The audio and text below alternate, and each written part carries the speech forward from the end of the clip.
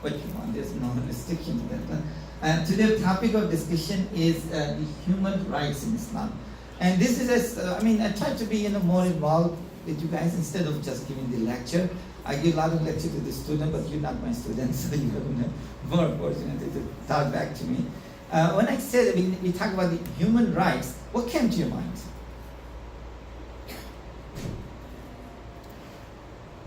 Anything come to your mind when we talk about the human rights? Governments and whether or not they recognize them. Very simple, like each human being has a certain kind of rights, But if you look at it, I think most of you have studied the human history. If you look at the human history, how far you can go back when you find this word in the history where the human rights was recognized as a right of the human being. Any idea? I'm talking about more in the Western history and the European history, where the first time the human rights was kind of recognized more as a rights. Before that one is part like an you know that the history. King Cyrus, Cyrus the Great, Persia. Actually, have you ever read this term or listened to this Magna Carta? Magna Carta. You know what is mean by the Magna Carta? What is mean by Magna Carta? Magna, big, Carta means charter, big charter or the great charter. And actually that where the first time the concept of the human rights was recognized in the Western Europe. And that was the time in the medieval Europe when there was like in a kingdom or the emperor rule was there. And there has been historically a tug of war between the church and the kings. Historically, they have been right. So in 1215, there was a king. It's called King John, and people he kind of went to war with the French king, whose name was Philippe, and he lost the war. When he lost the war, he needed to prepare for the next. And he didn't have that kind of money, so he put the heavy taxation on the people. And then the church and the people kind of revolted against him. And they start, revolting, climbing on that one. And then he realized that if the church is not going to support me, there's no way I can win that war. So he can come to the conclusion, let's sit together and come up with something. So they put a document together. In 1215, both parties stood together and they put this document. In that document, there was more like a negotiation between the two parties that you're not going to put this kind of the burden on us, we're going to take care of this, we're going to take care of this, and we're going to help you in this and this area. And that was first written in 1215. And then after that, this document has been revised multiple times. And in fact, it is the continuation. Even if you look all the way back until, I would say, 1789, 1789, if you remember, there was a very major document was written in the United States. What is called? Constitution. Exactly. Even if you look at the roots of the Constitution, the Magna Carta has played some role in it. So that's how the concept of the human rights was start evolving and then continue and integrated here. But even if you look at the first Constitution of the United States, have you ever read the first Constitution of the United States? There are literally big flaws in it. If I tell you, you're going to be amazed, how can it possible a human being can writing something like that, even though this document considered one of the best documents in our time. It's still considered like that. But like I'll share you one thing. When they was talking about, the white man has this right, so what should be the black man? So they come out with the idea of 3/5. Maybe you heard about this 3/5. And this 3/5 was the part of the document. The article 1, class 2 was talking about the black man has 3/5 of the white man. So now you see retrospectively it doesn't make any sense, it does not. But that was the part of the Constitution. And women was not even part of the Constitution. Even when the French wrote their first Constitution, that Constitution was basically for the white man. Nobody else was even included. The right was not included to anybody else. And that is those documents are still exist. It's not like something. But over the period of time, things improve and things change a lot. And the best document that you find right now for this purpose is called UNO Charter of the Human Rights. UNO Charter of the Human Rights. And UNO Charter of the Human Rights has about 30 points. And if you read that point, then you will feel that makes a lot of sense. I did look at all those points, and it makes a lot of sense. And if you look at all those 30 points, I will show you almost each and every point is already mentioned in the Quran, the book that you have there. I may share with you, where it is written. I don't have any comparison as such. I didn't do like that one, but you will find that kind of thing. That all those 30 points that's been mentioned there, it's already been mentioned. And when this book Quran was revealed, any idea? Muslim knows this thing very well. When the Quran was revealed actually from 610 to all the way 623, CE, or after the death of Christ or passing of the Christ. And the Magna Carta, when the Magna Carta was written, what I said? Anybody remember? 1215. So what's the time difference between those two? 600 years. 600 years, all those concepts that's been now in the human charter, UNO Charter of the Human Rights, was already mentioned there. And then I will share with you one of the beautiful verses in the Quran. And this is the verse in chapter 4, verse number 1. And if you look at this translation of this translation is something that are not here. Anyway, I can just do that. Now here it is, how the Quran actually addressed. That's okay. O people, fear your Lord, who created you from a single soul, and out of him he created his spouse, and out of this couple spread many men and women. Fear God, fear Allah, in whose name you ask for your rights. And God is taking care of everything. So now here the concept is, what is the concept if you look at this? First of all, this verse is talk about the whole humanity. It does not distinguish any man or woman or Muslims or non-Muslim or believer or disbeliever. It's just God is talking to whole humanity as a human being. That's it. And then look at the sixth thing. Then we start the creation and talk about how the human race began, how the human race initiated. But from single soul, and we know that in single soul we talk about is this the creation of Adam. That Adam was created from the clay or from the dust, and from him God created his wife Eve or Hawa, what we call, and from these two, this first couple, every human being came out from them. Now, if we all came out from Adam and the Eve, so what is our relationship? What is our relationship? Brother and sister. Exactly. That's what I want to hear from you. Now our relationship with my parent and your parent are the same, then our relationship is the brother and sister. Have you seen among the brother and sister maybe some brother or sister maybe a little dark colors, some maybe a little more bright color, some maybe a little tall, some maybe a little short, some maybe different thing. So on the base of this thing, I'm not going to say because my brother has a dark color, so I'm not going to accept him as my brother because he's dark color. How come my brother can be dark color? But it does happen. Or my brother is so short, I'm tall, I don't accept him brother. So those kind of things we don't even think about that when we are brother and sister. We are just brother and sister, that's all. We don't think. Because the relationship is not now based on our color, our gender, or our height and other stuff that we have it. Even not our intelligence and the brain and all those kind of things. It's just based on our forefathers. And that's how Islam look at the human being at once as one family. They are all came from the same roots and they have that kind of relationship. Now we understand this concept of brotherhood in Islam, that understanding the human rights become very easy. Right? So you put everything in this perspective, that every human being, in fact, from grandfather to grandfather are connected to each other, then it's very easy for to understand what should be our rights and obligation toward each other. Then really my job is over if you will understand this subject, right? Simple. So let me just share you a couple of other things.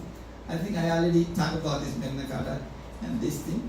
And let's go forward. And then when we talk about the human rights, actually, this is actually the first right also mentioned in UN Charter, that every human life has to be protected. And in fact, the Quran is very clear on this subject. The Quran is very clear on the subject. There are many, many verses, but I'm just related to what here it said. Whoever kill a human being without any reason, like manslaughter or corruption on the earth, it is though as he had killed all humanity. So killing a just human being, one soul, without any reason, any innocent word, is like killing the whole humanity. And then another place it says, do not kill a soul which Allah has made sacred, except though with the due process.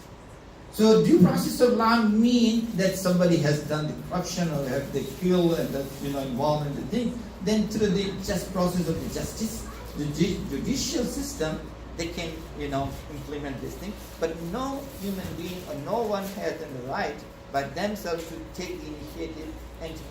Now people think if one soul killing the one human being is a crime is as bad as killing the whole humanity, what about those who do with all these guys the act of terrorism and kill hundreds of people? How about that? How about those who take the whole armies and kill the millions of people? Right? How about those who take the whole bomb and kill the millions of innocent people? I mean, their crime is according to their intensity. It goes high, it's very logical things. So that's how actually Islam talk about human life.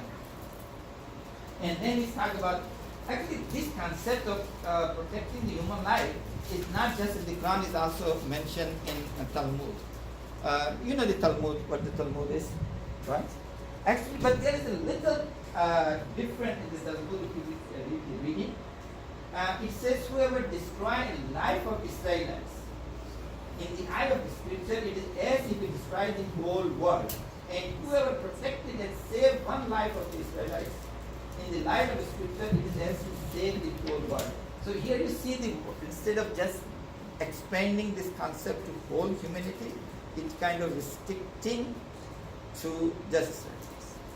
And that's what we feel that this is kind of might be the alteration from the original scripture, because the Quran is also referred to the Talmud, that same thing is also written in the Talmud.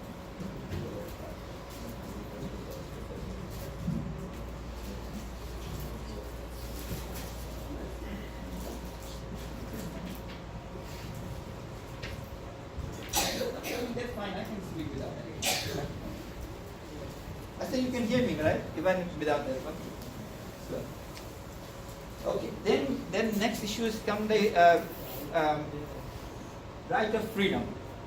Now let's say we talk about, yes, Islam gives every human being right that his life or his life has to be protected. The second right that Islam gives, that not only life has to be protected, it has to be free. You cannot make somebody slave.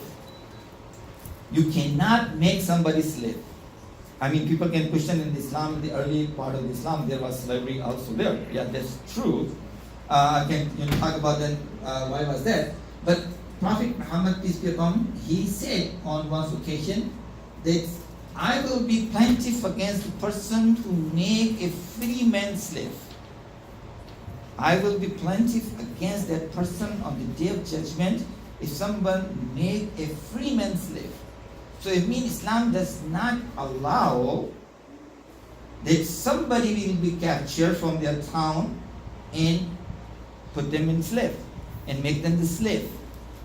But those who was already slave, they have given them the rights. That was a different story. But that is exactly the thing. But if you look at even the Western history, I mean, we know that one. How many? At least there was millions of people who was captured from the shore of Africa and brought it here And during this transportation, more than 20% just died during this transportation. And then many of their generation we still see in our towns, you know. And this is the history that nobody can drive. And their number is like in millions. And then I told you in the beginning that when the Constitution of USA Constitution was written, when this issue came, and actually this issue was not came to give them the right. Issue came that how we gonna allocate the resources in the state. So when they did the population count, so they say how we gonna count the slaves? Should be slave be counted as a one person? Then they came with the issue of the 3/5. And in fact, why the issue of the 3/5 come? The reason was that all those people who was putting the Constitution together, all of them were slave owners. So how can they think about other person be given the same right that who is their slave? So they just cannot imagine the equal right there. So that's why they came this kind of idea.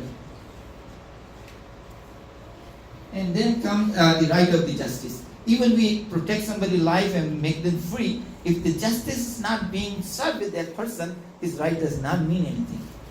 So that person has to be justice has to be served with everyone. And in fact, when Islam talk about the justice, the concept of the Islam of justice is very, very unique. And I will just want to just focus. There are many verses in the Quran, but this verse number 4, chapter number 4, verse number 135, it talks about this. O who you believe, be persistently standing firm in justice. Witness for God, even if it be against yourself, or parent, or relatives, or one who is rich or poor. Allah is more worthy of both.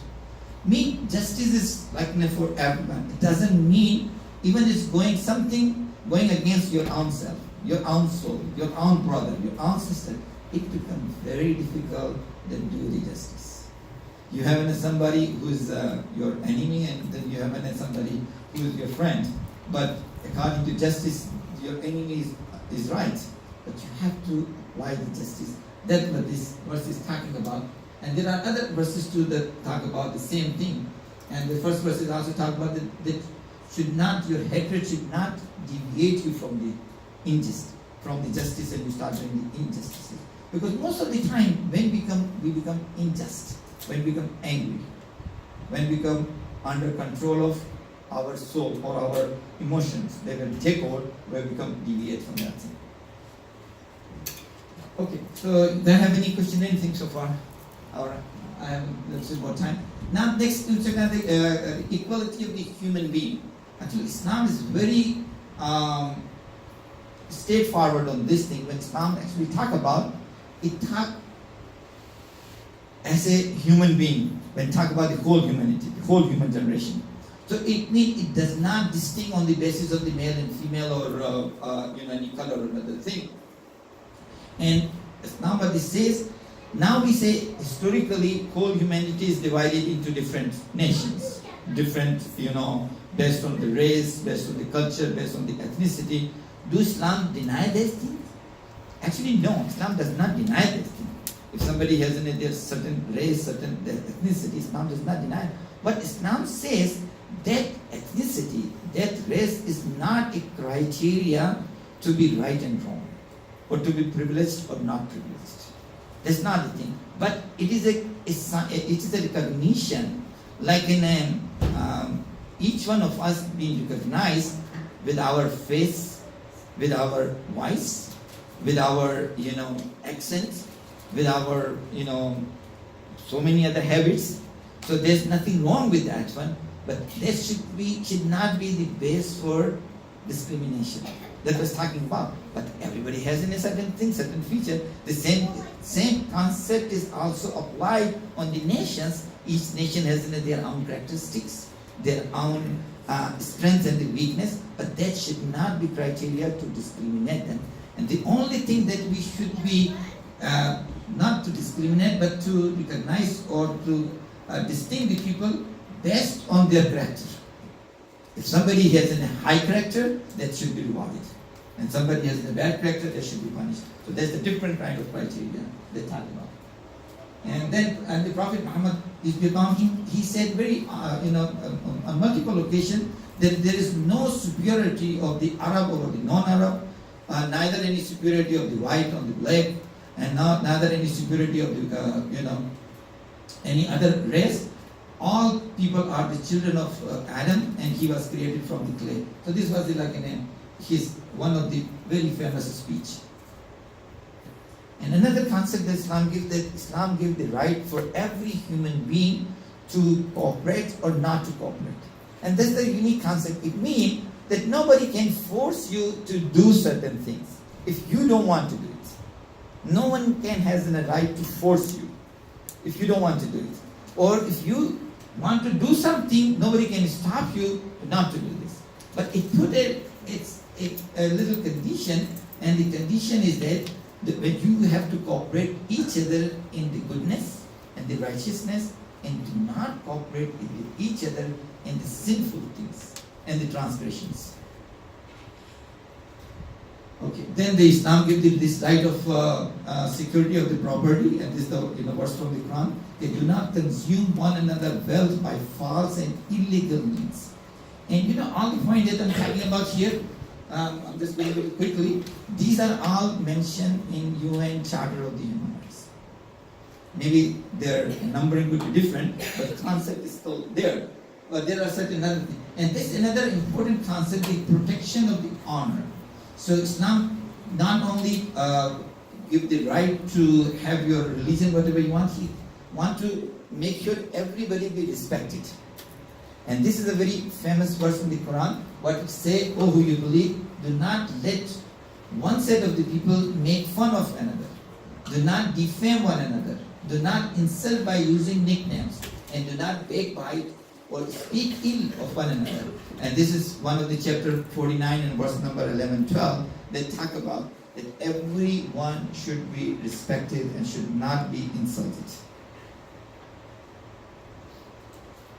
Okay. And that's why in Islam the blasphemy is a crime itself. Okay. And then the right of privacy. And this right of privacy is actually also mentioned in the Quran, chapter number 49, verse number 12 says, "Do not spy on one another." Another place Quran says, "Do not enter any houses except your own homes unless you are sure of their occupant consent." And without consent, you cannot enter somebody's home without their consent. This is and then that's why in Islam there is no eavesdrop. Last few years ago we were using this term a lot. First I didn't know that what is really meant by this term. But basically this is basically spying. People are spying that you don't know, and they are spying on you. And the Prophet ﷺ very clearly said that when the ruler begins to search for the causes of dissatisfaction among the people, he spoils them. That's very common. The government, those who are in power, when the people get kind of not satisfied with the thing, they send spies and the whole network of different kind of agencies. They kind of searching why people may be planning against them. Actually, Islamically, truly, this is a wrong behavior. No one has right to intervene in your personal matter as long as you have not done an open crime. That's something different. Okay.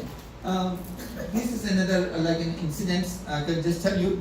One time the Prophet Muhammad, he was standing in the mosque. He was giving a speech, and somebody stood up and he said, "O Prophet of Allah, tell me why my neighbor was put in the prison." And he did not reply him back to him. He asked the second time and he asked the third time, and then the Prophet said, "Let his neighbor go home. Let his neighbor go free." So people asking him, why you didn't say? He said, if anybody has no reason to keep somebody in prison, you cannot keep somebody in prison. You have to have a very strong reason. Very strong reason. You cannot just put somebody in the prison without any due cause. And then it's got the right of protest. The right of protest is sounded like something is very new. but in fact Islam gives people right to protest. There's a verse in the Quran, God does not love the vain talk in the public unless it is by someone who has been wronged. If you have been wronged, you have been oppressed, you have been unjust, you have the right to speak up. Even though the opponent could be a powerful, then the state has the right to protect you. Because that's how Islam says that every human being has the right to speak up against injustice. And then inside the freedom of expression, and that's another very important concept of Islam, that every human being has the right to express their own opinion without any coercion. And there is also verse from the Holy Quran. And then it's come the right of association. The Quran, Islam also gives this right. The people have the right to make their association, make their organization, but that has to be for something good for the society. That should be their primary objective. And then the freedom of faith. There's a very important verse in the Quran, chapter 2, verse number 256. There should be no coercion in the matter of religion. Nobody can force anybody to accept or leave some religion. That's good. Okay. And not only that, there's another thing. Islam not only protect the right of the faith. In fact, there is a verse in the Quran. It says that do not insult those they invoke other than God. A Muslim has no right to make fun of a Christian belief, or Muslim has no right to make a fun of idol because we don't believe on idol, and vice versa. So this not only that you're giving them right to worship whatever they want, but in your own language, in your own attitude, you should not be insulting what they believe. Even though we are not agree with that one. I mean, I don't agree that idol can help some human being, but it does not mean that I can make a fun of idol. That is what the Quran says. You cannot make fun or insult somebody's belief system.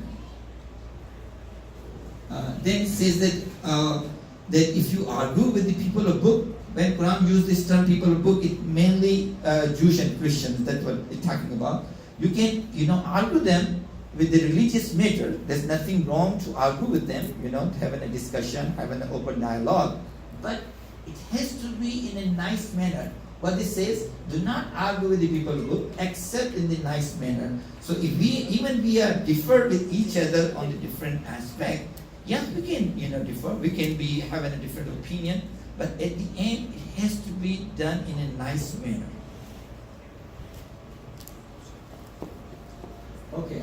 The another concept of Islam is that every soul is responsible for their own action. Nobody is responsible for somebody else's action. Like it is happen often that one body did a crime, the police came, they could not find him, they took his son, they took his wife, they took his other relative, and also put them with all this kind of very difficult time and difficulties. Islam says that you cannot put anybody except the one who has done the crime.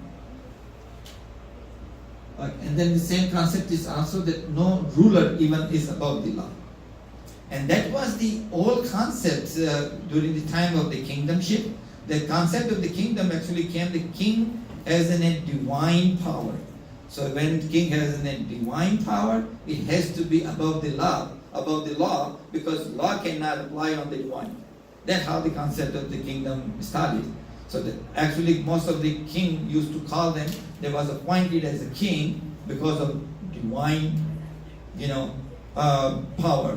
And that's why the kingdom has to be run in their own progeny because of divinity in their kingdomship. Like in the pharaohs used to call them the king and the god at the same time because they considered they have a divine power.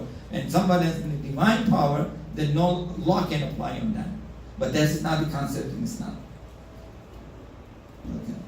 Okay. And then here is also the same thing. No one can coerce somebody to do something wrong. Like if somebody forcing to do something wrong, that cannot be done. if somebody force somebody to involve in a sinful act, then the person who's committing the sin, he will not be punished. In fact, those who did it, forced him to do it, that will be the responsible party. And then same Islam gives the rights to everybody to take part in the state's affair. Even a common person can be a president. And even in the Islamic history, there was called the Mamluks. The Mamluks used to be, the ruler of the area. And the literally word Mamluk came from, there was initially the slaves, and then they become the ruler of that area. So anyone can get to that point as long as they meet the certain criteria. Another concept is that if we are as a human being all equal, so there cannot be this right to rule cannot be limited to one community or one family. And then another important thing, I'm going to stop here, right to express yourself. And that's a very important thing, that every human being should have a right to express that one. And one of the examples is very unique example in the Quran, when God has an intent to create the human being. He discussed with the angels, and he said that I want to create a human being. The angels speak up. They say, oh God, why you want to create a human being? They're going to do the mischief on the earth. They're going to do the corruption on the earth. So God did not say that you do not have a right to speak. He said, you don't know what I know. So he did not even stop them that you do not have a right to speak, but he said, you don't know what I know. And even when the Satan did not listen to God, so he speak up. So God will still say, he did not say that you cannot speak, but say what you say, that is not the right thing to say.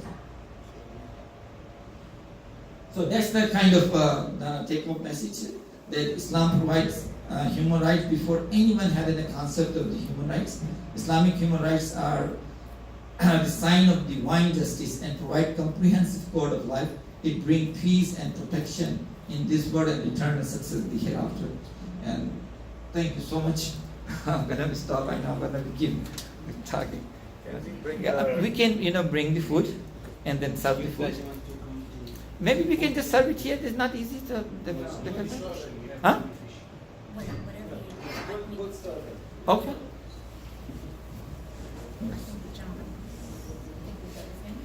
So we eat now? Yes, they're going to bring the food. I think that's setting it up.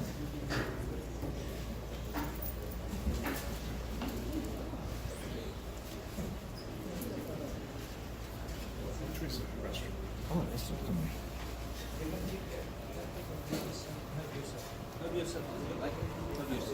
Thank you. There's this tray is a fish and this one is shrimp.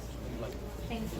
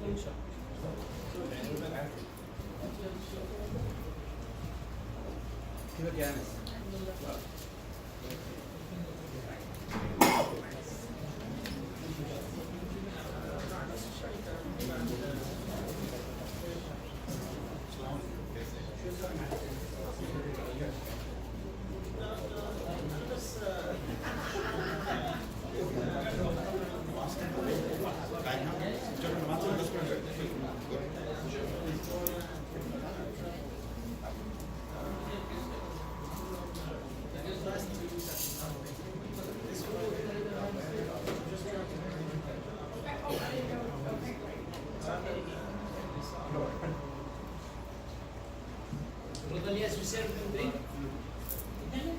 You want some drink? No, this is water. You have to mix it. Oh, You have Sprite. no thanks. I'm just great.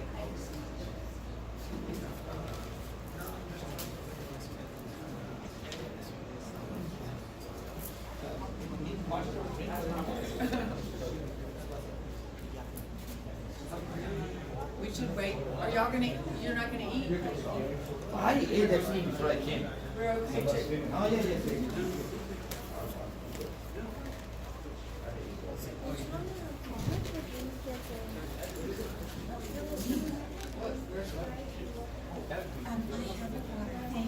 want our water, thanks. Thank you. Yes, it is. That was a fantastic presentation. I learned so much I did not know. It was wonderful. Thank you. Thank you. You're going to eat too? Yes. Okay. I forgot your name. Okay. Yeah, I think we're here. والله كثير حلو الله يكون في عونك كثير بارك الله فيك سلامكم الله